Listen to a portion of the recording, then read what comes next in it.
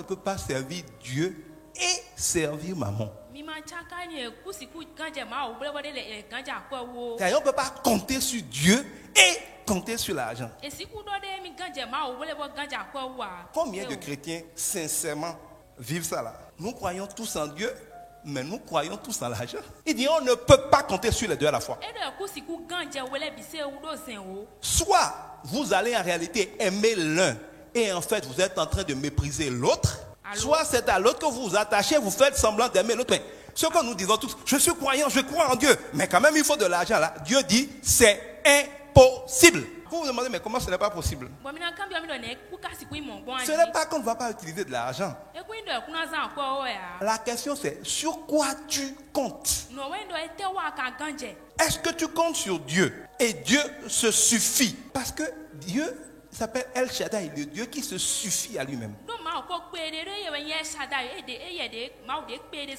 L'une des forteresses qu'il y a dans la plupart de nos cœurs, c'est que nous disons, même si Dieu va agir, il a besoin d'argent quand même, non? Il a besoin de quelqu'un quand même, non? Si c'est aujourd'hui, on va dire, même si Dieu veut donner un enfant à Abraham et à Sarah, quand même, il a besoin de médecins pour faire fécondation in vitro, pour faire quelque chose quand même, non? Il a eu besoin de quoi? Il n'a besoin de rien. Mais nous n'y croyons pas. Est-ce que tu crois que Dieu seul, sans rien d'autre, suffit? Mais est-ce que tu crois que l'argent seul, sans rien d'autre, suffit? Nous savons tous la réponse à cette question. Or, la vérité, c'est que quand tu es malade et que tu trouves l'argent pour t'évacuer, tu oublies que si Dieu veut, on devra trouver l'argent pour rapatrier ton corps dans un cercueil zingué. L'argent ne guérit pas. L'argent peut acheter les soins, mais l'argent ne guérit pas. L'argent peut payer une prostituée, mais ça ne t'achètera pas une épouse.